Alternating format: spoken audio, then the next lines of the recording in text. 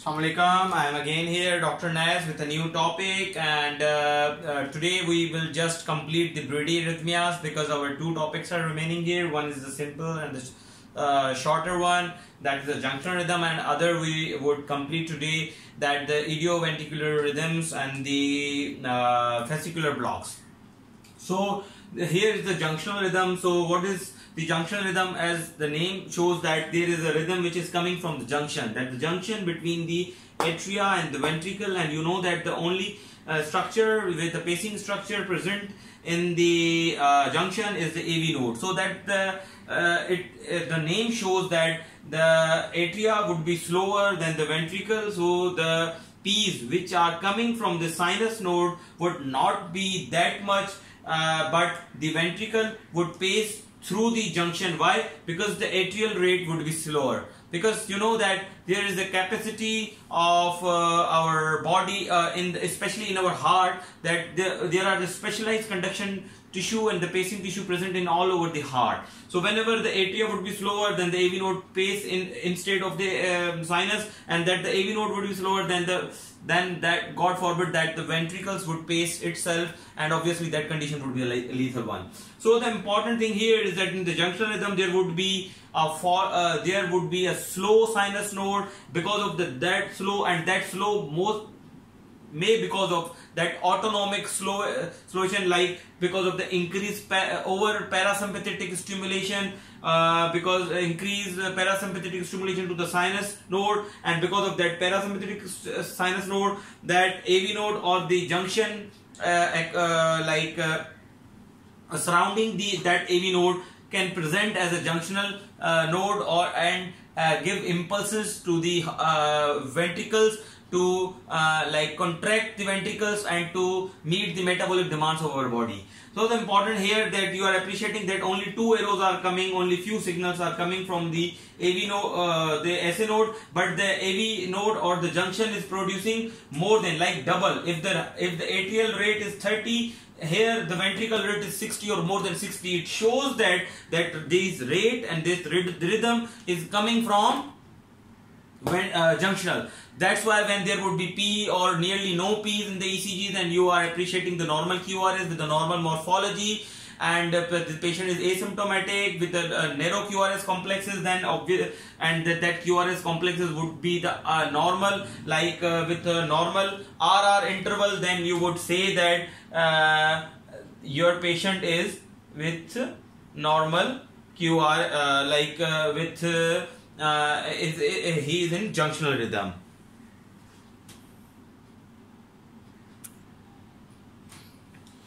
So as you are appreciating here that there are only 1, 2 and 3 P's, but the QRS is like 1, 2, 3, 4, 5, 6. So the sinus rhythm is slower, the sinus node is slower than the ventricles. So it means these QRS complexes which are generated here, because they are the narrower, so it means they are not coming from the ventricles, it means they are coming from above the ventricles, so the rhythm is junctional. Then you would ask that why it is not ventricular rhythm, because when there would be a ventricular rhythm, the QRS would not be narrower, it should have to be wider.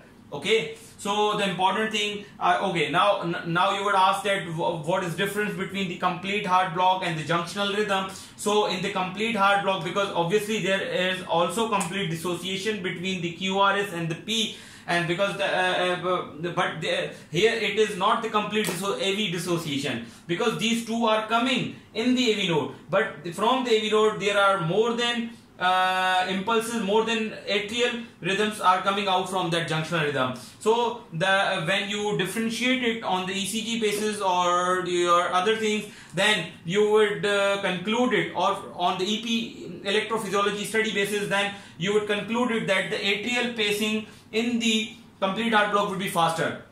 Why? Because in the complete heart block there is a block in between the atria and the ventricle, then the atria are contracting more, but the less impulses are going or crossing or coming through to the ventricle, or the escape rhythm would be shorter, and the escape rhythm would be lower and the less in the number. Like in the complete heart block, the atrial rate would be more than 60, 80, but the ventricle rate would be 40, 30. Okay, so the atrial rate in the complete heart block, obviously it does make sense, it would be larger in number, it would be higher in number than the ventricle rate.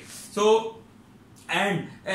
but in complete heart block, but in junctional rhythm there would be a lower atrial rate. In complete heart block the atrial rate would be higher, and junctional rhythm the atrial rate would be, in contrast, it would be lower. That's why you would have a less P's in it. But in the ventricle, what would happen there, in the complete heart block the ventricle rate would be lower. As you are appreciating here, in the junctional rhythm the ventricle rate are more than, like here are 2 arrows, but the impulse which is propagating into the ventricle are more than 4. 1, 2, 3, 4. So the impulses which is going through, they are like more than 4. So it means the rate of the ventricle is higher in the junctional rhythm, but in the rate of the ventricles in the complete heart block would be lower, okay, than the atrial rate. But and one thing more important is that junctional rhythm most of the time would be the asymptomatic, but the complete heart would not be.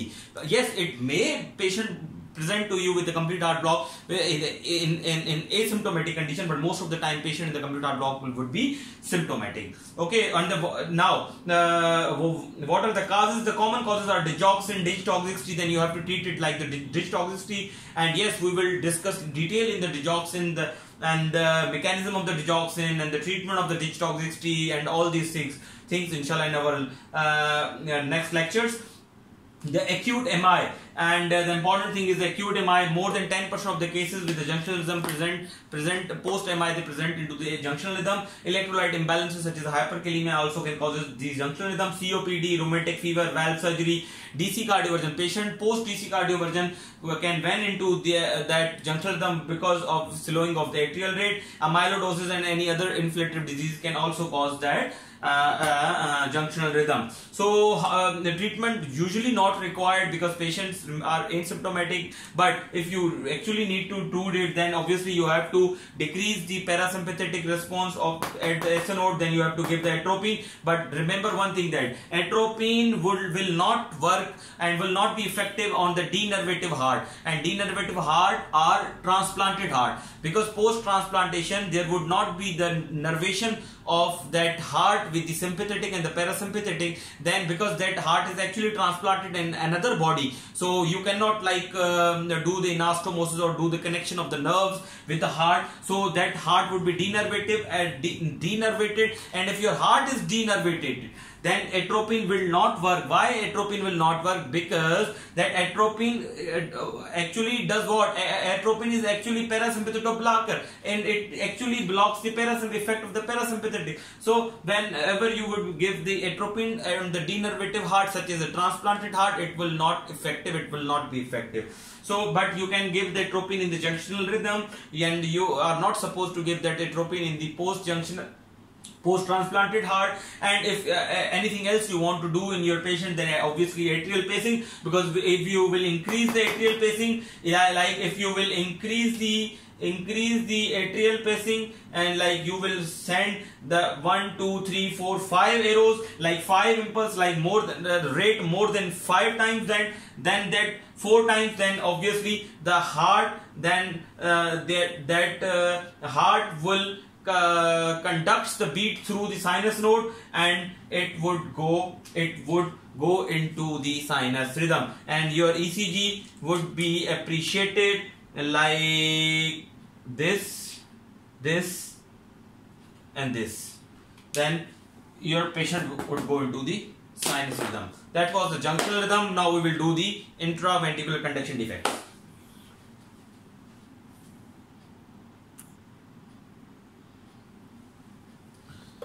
So here again we have a very difficult topic with a very simple and in a very simple way and very simple language. We will try to understand, we will try to learn that intraventricular conduction disturbances and the fascicular blocks. And what are the, first of all, obviously going through that, I again want to repeat the normal physiology of the conduction system in the heart. So you know that the impulse which comes from the SN node that comes through here to AV node. Then from the SA AV node it again goes to the His, and then His to the Purkinje fibers, and then Purkinje fibers it goes into the left bundle branch and the right bundle branch. The right bundle branch supplies that the RB, and left bundle branch supplies to that posterior fascicle and anterior fascicle. Now the important thing is here that whenever there would be a block below the infraradian, you would have found that all blocks which we have discussed in our previous lecture, that the AV blocks, okay, atrioventricular block. But when there would be a block below the Purkinje fibers but in the bundle branch, then obviously in ECG you would have a left bundle branch block. You know that in the left bundle branch block there would be a wide QRS complex in the V1, and there would be a deep S wave but not the R wave, and there would be a deep R wave in the like your ECG in the V6 and the V5 in the left bundle branch block. And in the, if there would be a block in the that right bundle branch, then you would find you would have findings of ECG on of the right bundle branch block. And you know that in the right bundle branch block there would be a dominant R wave in the V1 with the QRS more than 120, and there would be a dominant S wave in the V6. Okay, just keep remember all these things. I know that you know about the ECG of the bundle branch blocks, because these are something advanced to the basic ECGs. Okay, so you have to keep remember that the ECG findings of the bundle branch blocks. Okay, and I'm not repeating that, because if I want to make you understand about the ECG findings of these bundle branch block, then I have to draw each and everything at my board to make you understand. Just keep remember and just keep recalling that the findings of the bundle branch block on the ECG. I'm again repeating that on the LBB, if your patient has block here, it means your patient has LBB on the ECG. If your patient has a LBB on the ECG, it means your patient has block here. So it means your patient is getting the impulse through the right bundle, because your patient has a left bundle branch block. Got it? And on ECG your patient would have what? Your patient would have wide QRS V1, with deep S waves, okay. But if your patient has right bundle branch block, then it means the block is here. So in V1 your patient would have R wave with QRS more than 120 millisecond, and there would be R wave. With V6 and V5 there would be an S wave. But instead of that, in normal ECG you would find, and you know that your patient would have what? Your patient have R wave in V6 and the V5. But in the RBB, in the right bundle branch block, your patient would have S wave in V5, V6, and your patient will have the R wave in V1 with the QRS more than 120. Why QRS would be more than 120? Because if there is a left bundle branch block, then impulse has to propagate into the right ventricle, and then it has to go here to contract that heart, and your patient would have the dysynchrony. That's why it is one of the reason of putting CRT, which we will discuss obviously in our pacing chapter, but I'm just making you things a bit clear that this synchrony also can cause and it also worsens your heart failure. And in most of the time when there would be a stretching, there would be a widening, there would be a dilatation of the left ventricular, then it causes what? It causes left bundle branch block. When there would be a left bundle branch block, heart has to contract. Heart has to propagate its impulse through that right bundle branch. And when there would be a right bundle branch block, then heart has to propagate its impulse through that left bundle branch. But in the heart, obviously these dyssynchronies are increased risk of sudden cardiac death. But if you would ask me about the right bundle branch and the left bundle branch, then obviously the left bundle branch block is more dangerous. It causes more and worse symptoms than the right bundle branch. Why? Because your heart, your body is getting its blood from the left ventricle. Okay. So now the important thing which I actually want to discuss here with you guys is that when there would be, okay,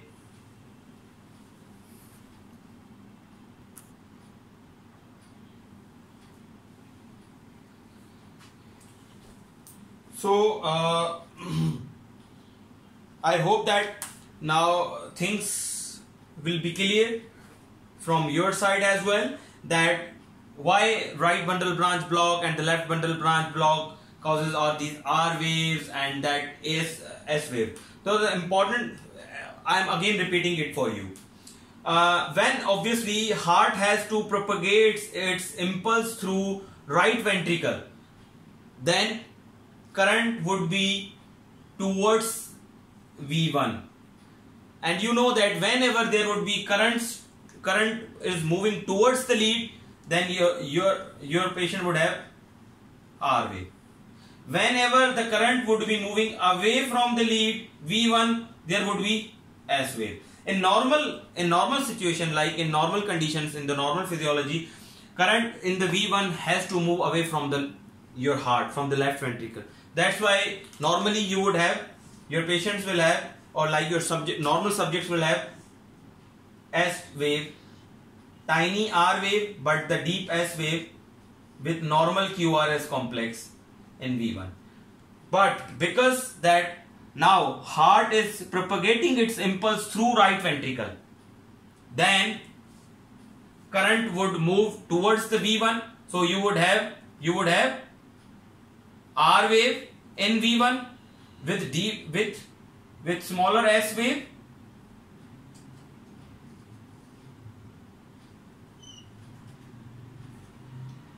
and QRS would be wider. Why QRS is wider? Because when impulse is not moving or conducting simultaneously at one time in both ventricle, then it has to take time to propagate in all over the heart. Then it moves from here, from the right bundle, and then it goes here. Then obviously it would take time and there would be a dyssynchrony. Why? Because like if you make a slow motion of the cardiac cycle, then your right ventricle contract and then left ventricle contract. It would not be like this. It would be like this. It would be like this. It would be like this. So that's why, and the QRS, why the QRS is wider? Why the QRS would be wider in the right bundle branch block? Because your heart has to take time. Your heart is taking time to propagate the impulse from right bundle branch to the left ventricle, through the left bundle branch block, through the left bundle branch, because there is a block here. Impulse is not moving from here to here. It has to move through here, and then it has to come here to propagate into the left ventricle and to contract the left ventricle. Now if suppose that there is no block and the block is here, yeah, like your patient, that was which I actually discussed. I am just like making you confused. If your patient has right bundle branch block, then your patient would have R wave, smaller, S wave, QRS would be more than 120 because impulse has to propagate here. Sorry. Because I was like drawing here the right bundle branch block, but telling you here that the left bundle branch block. So rest of the things are fine. That if suppose that your patient has right bundle branch block, then your patient has to propagate the impulse through the left ventricle. That's why whenever there would be a current. Why? Towards the V1, then you would have a larger R wave. Then your larger R wave. It means current is moving towards the left ventricle. So you would have a larger R wave, and why the QRS would be wider? Because impulse has a delay, because impulse has to propagate from left ventricle to right ventricle. Simple. Just make it simple, and just remember that current is moving towards the left ventral branch. Oh, sorry. Yes, left ventral branch, and it has to propagate towards the RV. That's why it would take more time to propagate the impulse. That's why the QRS would be wider. Okay, and you would have a R wave in right bundle branch block. Now the left bundle branch block. If suppose that there is no block and the block is here, which we were discussing actually, then your patient would have, in left bundle branch block, your patient would have deep, because current is moving away. Now current is moving away from the LV. So the V1 would have deep S wave, and the QRS would be more than 120. Okay, so in V1 you would have deep S wave but not the R wave, and the QRS would be more than 120. Why this is 120? Because now impulse has to propagate through right bundle branch, then it has to come here to propagate and to contract that left ventricle. Just make it remember. Now the important thing is that though these were the left bundle branch and the left and right bundle branch and the left bundle branch. Now you know that there are some that left bundle branch is further divides, it further distribute, because the LV is thicker, LV is bigger. That's why nature has distributed that left bundle branch further into two small branches, such as the posterior fascicle, like in two fascicles, the posterior fascicle and the anterior fascicle. So whenever there would be a block in the posterior fascicle, you would have a right axis deviation on the ECG. You have a right axis deviation, and you know that I don't want to make you understand about the right axis deviation, because these all things I will discuss in the ECG lectures. Okay, so you have to wait for it, and you have to be patient, and you should have some patience for it. So just remember that whenever there would be a posterior fascicle hemiblock, like hemiblock means the block, half block, like half block of the left bundle branch. Why? Because why this is the hemiblock? Because there is only block of one fascicle. Then other one is fine. Then your impulse can come easily here, but it cannot go from here or here. Okay, so the block is if the block is in posterior fascicle, then you would say that there is a posterior fascicle hemiblock, and because of the posterior fascicle hemiblock, your ECG would have or your patient's ECG will have right axis deviation on the ECG. Simple as that. If your patient has the right axis deviation, it is one of the cause, one of the differentials that your patients would have the posterior fascicular hemiblock. Simple as that. Now important thing is that if your patient has the anterior fascicle, you know that there are two fascicles in the left bundle branch block. If the posterior block, we discussed that we would have the right axis deviation. If the anterior fascicle would be blocked, then you would have left axis deviation. Simply the left axis deviation with the left side of the heart, because that that anterior is more of anterior and the left side, and that posterior is more of the right side and more of like posteriorly. So you know that the posterior and the right side of the heart is obviously would have a right axis deviation, and the anterior would have that obviously left axis deviation. So if it would be blocked, then you would have a left axis deviation, and then if that would be blocked, your patient would have a right axis deviation. Now if your patient has a bifascicular block, what is the meaning of bifascicular block? There are three fascicles, 1, 2 and 3. Bifascicular means if your patient has a right bundle branch block with LED, with left axis deviation. If your patient has a right bundle branch block with left bundle branch block, it means your patient has only one fascicle intact. It means that your patient has only one, then you would say that this is a bifascicular block. Simply, what is a bifascicular block? If you're on ECG, you would have right bundle branch block with left axis deviation. It means your patient has what? Your patient has bifascicular block. Now, what is the trifascicular? Though the trifascicular term has been obsoleted, and now most of the time we use bifascicular block with AV dissociation or atrioventricular block. If your patient has bifascicular block with atrioventricular block such as first degree or second degree, then what you would have on ECG, right bundle branch block, left axis deviation with PR prolongation most commonly. Then you would say that your patient has what? Trifascicular block or the first degree or the bifascicular block with first degree AV block. Okay, and that condition is actually difficult. That condition is actually dangerous, and only that is the condition which requires spacing, and especially when it would be symptomatic, or if there would be something else with your patients, like if your patient has anterior wall MI with that bifascicular block, then obviously you have to pace, or you have to think to pace your patient. You need to read the guidelines for that thing, because I'm not covering the guidelines here, because guideline is nothing, and it's just the get to ratify the things, so you can, I think, cram all these things by yourself. But just keep two things remember with you, that if your patient is symptomatic with the trifascicular or the bifascicular with the AV block, then you have to pace the patient. If your patient is asymptomatic, then you have to do the EP study. If your HEV interval is more than 100, and if your patient will become symptomatic, then again you have to pace the patient. If your patient have all these findings on EP study. Okay, so usually the intraventricular conduction disturbances are benign, but these are the clinical importances which I have to discuss with you guys here, and I try to myself very much clear about that fascicular blocks and the intraventricular conduction disturbances.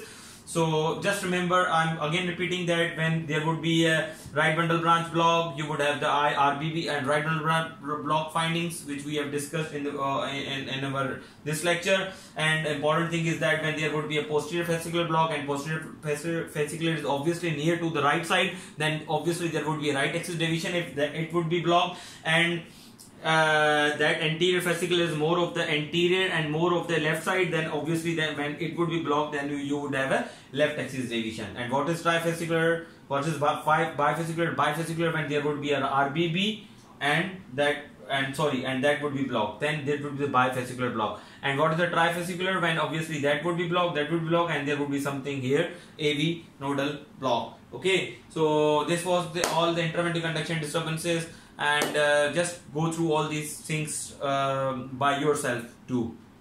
Why? Because these things are actually very much difficult to deliver and to make you guys understand. So I tried my level best. Now it's all up to you how you would learn all these things, and how would you get and how would you study all these things.